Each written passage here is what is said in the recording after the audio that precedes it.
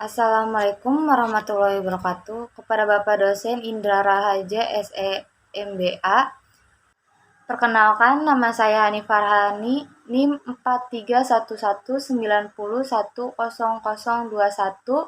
Saya ingin mempresentasikan analisis politik, ekonomi, sosial kultural, teknologi, lingkungan, dan hukum dalam bisnis internasional, yaitu untuk memenuhi tugas besar 2, bisnis internasional. Kekuatan politik. Di dalam kekuatan politik terdapat faktor ideologi. Faktor ideologi terbagi menjadi 6. Yang pertama, feodalisme, komunisme, kapitalisme, sosialisme, perekonomian sosialis pasar, konservatif, dan liberal. Selanjutnya, kekuatan ekonomi. Di dalam kekuatan ekonomi terdapat dimensi-dimensi ekonomi. Yang pertama ada pendapatan nasional bruto atau PNDP. Yang kedua ada PNB atau kapita. Yang ketiga distribusi pendapatan. Yang keempat konsumsi perorangan. Yang kelima biaya tenaga kerja per unit.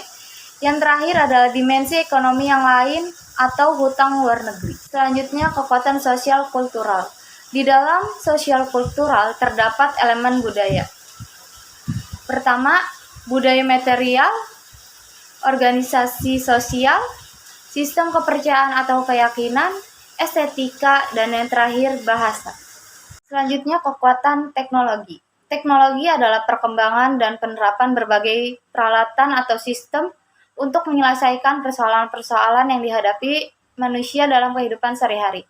Pemanfaatan teknologi telah mendorong pertumbuhan bisnis yang pesat karena berbagai informasi dapat disajikan melalui hubungan jarak jauh dan mereka yang ingin mengadakan transaksi tidak harus bertemu muka.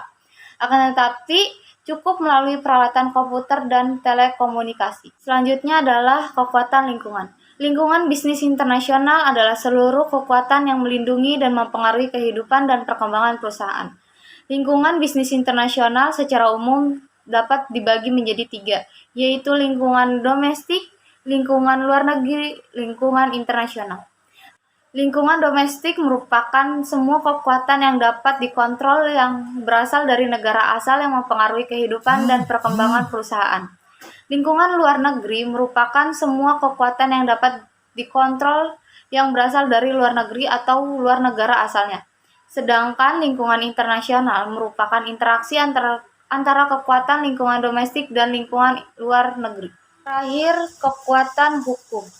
Sistem hukum yang ada di suatu negara yang dapat mempengaruhi bisnis internasional di negara tersebut secara umum dapat dibedakan menjadi 3, yaitu hukum adat, common law, hukum perdata, code law, atau hukum sipil, civil law, dan terakhir hukum agama atau theoric law. Sekian analisis politik, ekonomi, sosial kultural, teknologi, lingkungan, dan hukum dalam bisnis internasional. Billahi taufiq hidayah. Wassalamualaikum warahmatullahi wabarakatuh.